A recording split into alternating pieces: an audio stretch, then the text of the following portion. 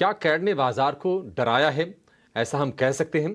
हमारे साथ हैं एमपी ग्लोबल की इकोनॉमिस्ट माधवी अरोड़ा और साथ में हमारे 18 और स्वदेश के सीनियर एडिटर राजेश सिंह भी जुड़ गए हैं।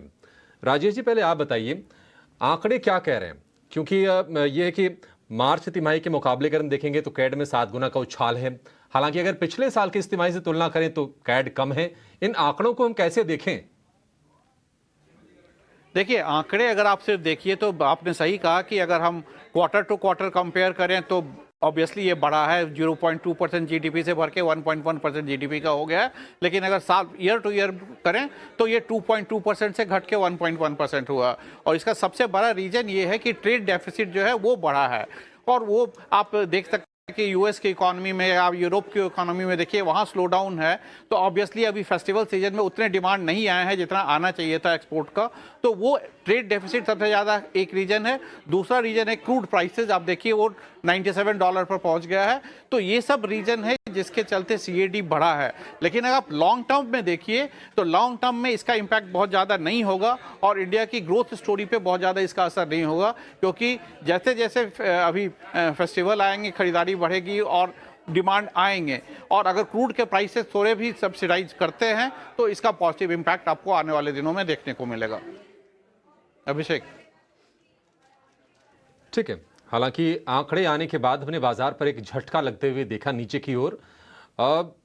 माधवी जी का स्वागत करेंगे। माधवी जी, बहुत शुक्रिया आपका समय देने के लिए। स्वागत है 18 स्वदेश पर। मैम, आप ये बताइए कि ये कितने गंभीर हैं आंकड़े? इसमें कोई गंभीरता है या फिर जो भी रिएक्शन अभी आ रहा है कह सकते हैं कि एक टेम्पररी रिएक्शन है? और क्या इसका कोई ग्रोथ पर असर आप देख रही हैं इन आंकड़ों का? देखिए, पहली बात तो ये कि डेटा बहुत ही लैग्ड है, तो मेरे ख्याल से मार्केट कोई रिएक्ट नहीं कर रहा है इन डेटा पे एज सच। इसमें कोई भी it's not a very ominous number in the first place. It's just barely cross 1% of GDP. हम लोग current account deficit on average India में 2-2.5% के ऊपर ही जाता था। तो ये 1% और उसके आसपास का नंबर कोई इतना बड़ा ओमिनस नंबर नहीं है कि मार्केट रिएक्ट करे, फर्स्टली। एंड सेकेंडली, ये डेटा जून क्वार्टर का है, तो almost a quarter lag. People don't even remember what happened a quarter ago. So I don't think equity market तो react भी कर रहा है डेटा के ऊपर as such. जो उसका प्ले होना था with regard to impact on FX market वो already play out हो चुका है.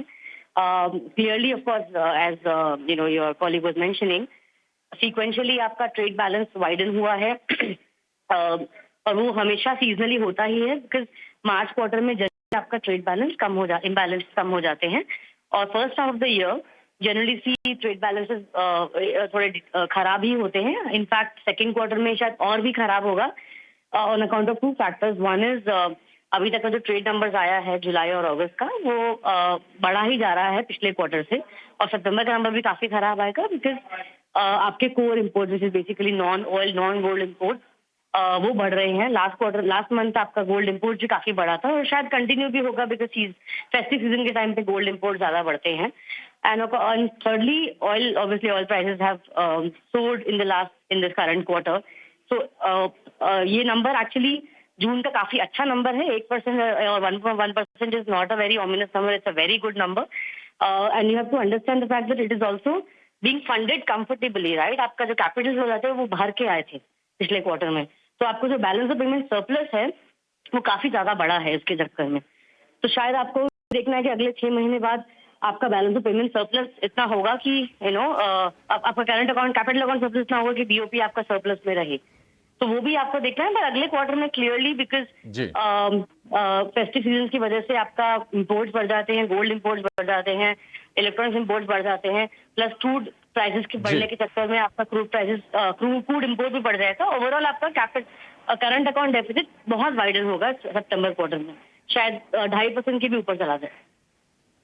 तो ये अभी का नंबर कोई तकलीफ देने वाला नंबर नहीं। ठीक है माधवी जी, बहुत शुक्रिया। इन आंकड़ों से डरने की जरूरत नहीं है और इन एक्सपर्ट से, आप जैसे लोगों से बातचीत करने का हमारा मकसद यही होता है कि जो भी शंकाएं हों, जो भी सवाल हों, उसका सही ढंग से ना निराकरण हो जाए।